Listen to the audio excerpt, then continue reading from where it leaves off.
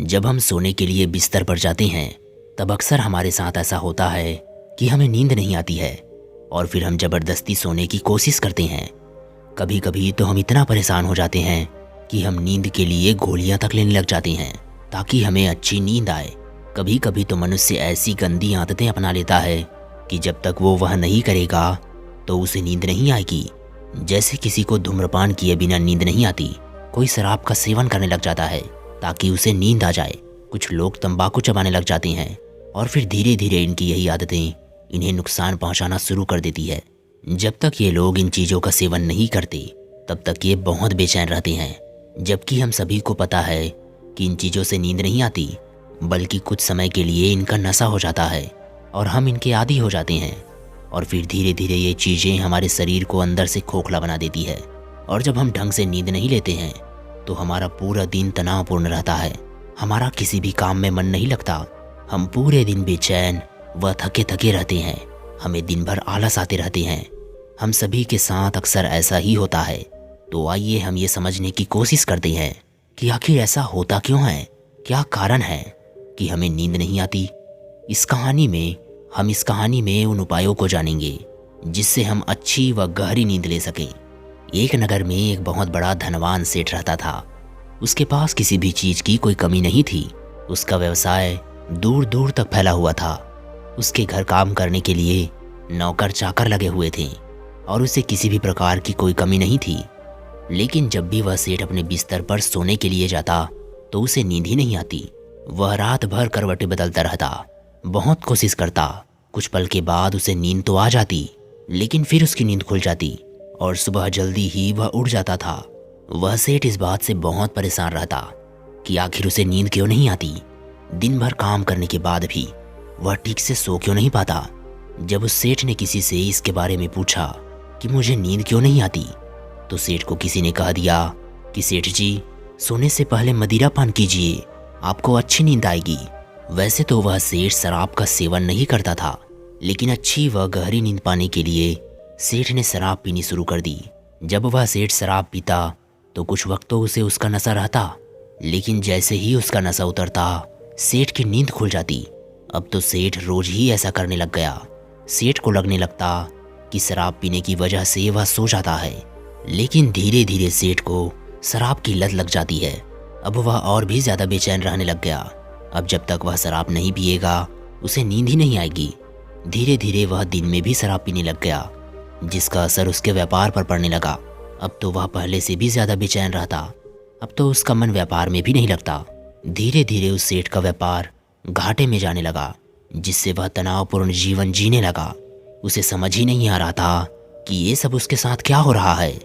तभी उसे किसी ने बताया कि पास के नगर में ही गौतम बुद्ध आए हुए हैं। गौतम बुद्ध का नाम सुनकर वह सेठ उनसे मिलने के लिए निकल पड़ा, क्योंकि उस सेठ को पता था कि गौतम बुद्ध अवश्य ही उसकी समस्या का समाधान बता देंगे। वह सेठ गौतम बुद्ध के पास जाकर उनको प्रणाम करता है। उस समय बुद्ध लोगों को उपदेश दे रहे थे, तो वह सेठ भी उनके उपदेश सुनता है।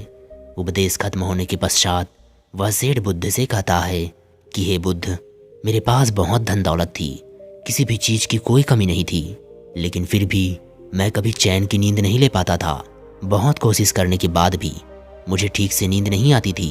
तभी किसी ने मुझसे कहा कि यदि मैं शराब का सेवन करूं तो मुझे अच्छी नींद आएगी। फिर मुझे कुछ देर के लिए तो नींद आ जाती, लेकिन मैं फिर से उठ जाता। मैं और भी ज़्यादा बेचैन रहने लगा। शराब पीने के कारण और ठीक से नींद नहीं लेने की वजह से मैं बहुत बेचैन रहने लगा हूँ। मेरा किसी भी काम में मन नहीं लगता, जिस वजह से मेरा व्यवसाय भी अब घाटे में जा रहा है। हे बुद्ध, आप ही मुझे इन सब से बाहर निकालो। आप मुझे ये बताओ कि आखिर मुझे ठीक से नींद क्यों नहीं आती है। उस सेठ की पूरी बात गौतम बुद्ध ने बड़े ध्यान से सुनी और फिर उससे कहते हैं कि आज मैं तुम्हें जो बताऊंगा वो सुनने के बाद तुम्हें खुद ही पता चल जाएगा कि आखिर तुम्हें ठीक से नींद क्यों नहीं आती है। ये सुनकर सेठ कहता है कि बुद्ध, आप मुझे जल्दी बताइए कि आखिर वो कौन सी बातें हैं जिससे मुझे ठीक से नींद नहीं आ पाती है। तब गौतम बुद्ध उस सेठ से कहते हैं, मैं तुम्हें ऐसे 7 कारण बताऊंगा जिसकी वजह से इंसान को नींद नहीं आती है। इनमें से पहला मुख्य कारण है तुम्हारे सोने से पहले के विचार। जब भी हम सोने के लिए जाते हैं उससे पहले हमारे मन में बहुत सारे विचार चलते रहते हैं, और जब हम सोते हैं तो हमारे अंदर हमारा अवचेतन मन जाग जाता है और फिर पूरी रात हमारे मन में वो विचार चलते रहते हैं। और जब हम सुबह उठते हैं तब हम उन्हीं विचारों के साथ उठते हैं। इसीलिए अगर सोने से पहले नकारात्मक विचारों के साथ सोते हैं तो हम उठते भी नकारात्मक विचारों के साथ ही हैं, जिससे हम थका थका व कमज़ोर महसूस करते हैं। और अगर वही हम सकारात्मक विचारों के साथ सोते हैं तो हमारे मन में पूरी रात सकारात्मक विचार ही चलते रहते हैं, जिससे जब हम उठते हैं तब हम सकारात्मक विचार के साथ ही उठते हैं, जिससे हमें थकान नहीं होती। हम पूरे दिन ऊर्जावान रहते हैं और प्रसन्न रहते हैं। इसके अलावा अगर हम सोने से पहले सारे विचार ही खत्म कर दें तो हम अच्छे से गहरी नींद ले सकते हैं। जब हमारे अंदर कोई भी विचार नहीं रहता है तब हमें गहरी नींद आती है, हम चैन से सो पाते हैं। विचारों को शांत करने के लिए हम सोने से पहले ध्यान भी कर सकते हैं, जिससे सारे विचार खत्म हो जाएंगे और हम चैन से सो पाएंगे। फिर गौतम बुद्ध दूसरा कारण बताते हुए कहते हैं कि हमारा निश्चित समय पर नहीं सोना। हम क्या करते हैं कि देर रात तक जागते रहते हैं, अलग ही विचारों की दुनिया में खोए रहते हैं।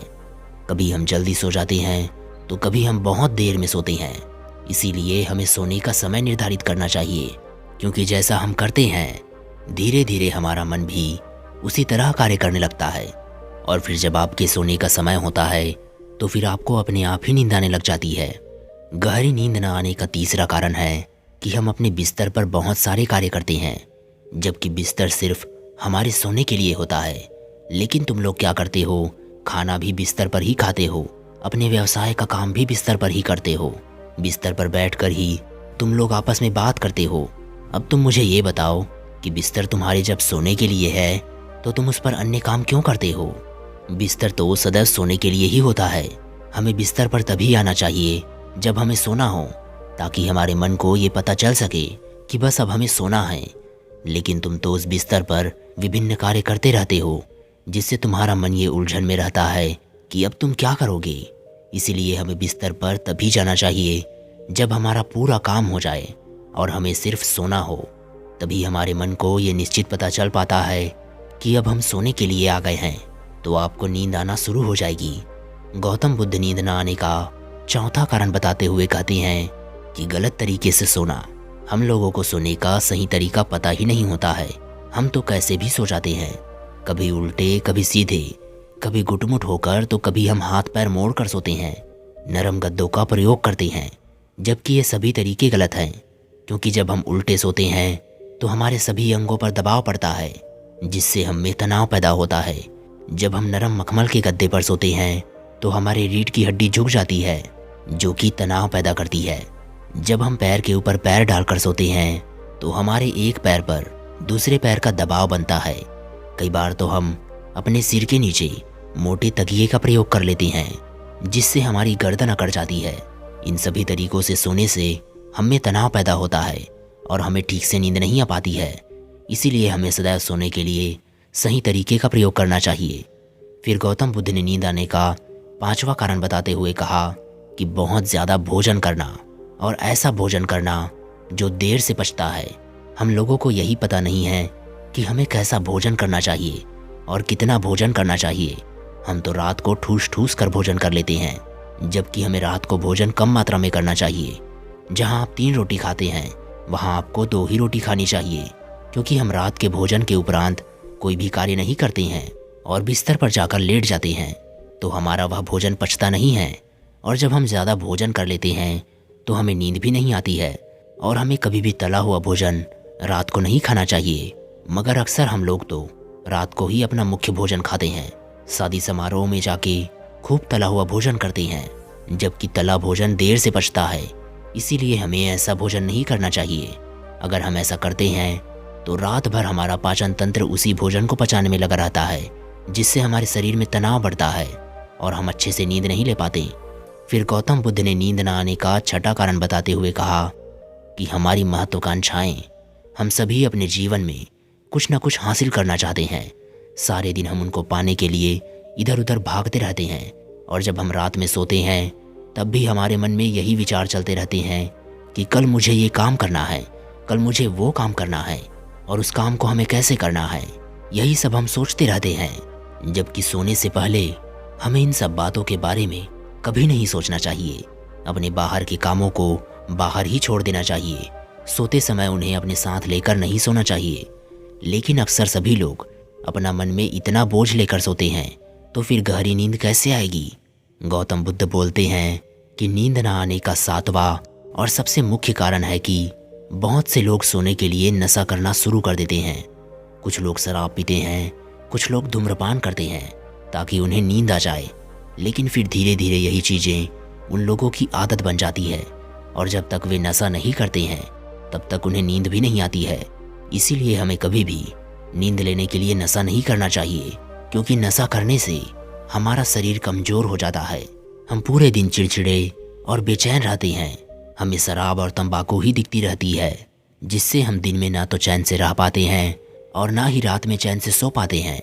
गौतम बुद्ध की सभी बातें सुनने के बाद सेठ बोला कि बुद्ध, मुझे ये तो समझ में आ गया कि मुझे नींद क्यों नहीं आती, पर बुद्ध आप मुझे कुछ ऐसे उपाय बताइए जिससे मैं अच्छी नींद ले सकूं। फिर गौतम बुद्ध उसे कुछ नियम बताते हैं। बुद्ध कहते हैं कि सोने से पहले जो भी भोजन करो वह भोजन हल्का होना चाहिए, जिससे कि पाचन तंत्र आसानी से पचा सके, और अत्यधिक भोजन भी नहीं करना चाहिए।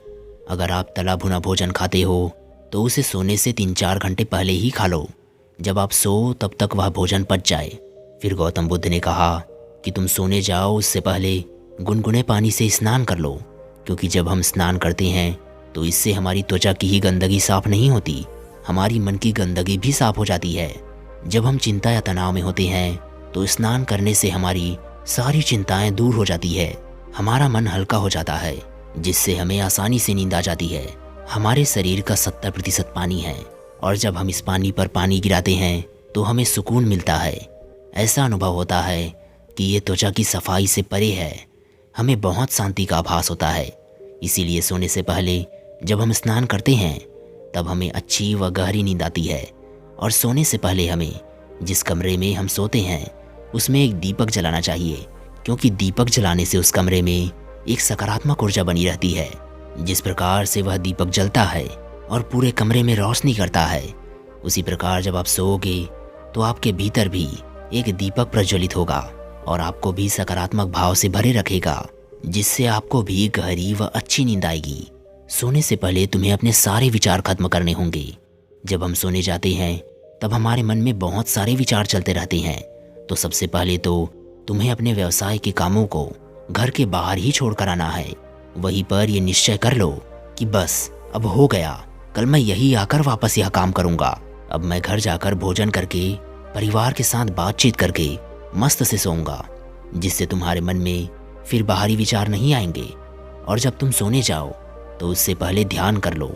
ध्यान करने से हम अपने मन को एक जगह स्थिर कर पाते हैं, जिससे सोते समय हमारा मन इधर उधर नहीं भटकता और हम अच्छी नींद ले पाते हैं। साथ ही सोने से पूर्व तुम योगा भी कर सकते हो।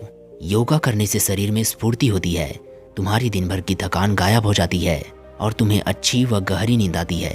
और सोने से पहले तुम्हें अपने सभी कार्य समाप्त कर लेने चाहिए, ताकि जब आप सो तो आप आराम से सो पाओ। आपको ये न लगे कि मेरा वह काम रह गया। अगर ऐसा हुआ तो रात भर आपके मन में वही काम चलता रहेगा कि मेरा यह काम छूट गया। इसीलिए सोने से पूर्व अपने सभी काम समाप्त करके सोएं। धन्यवाद।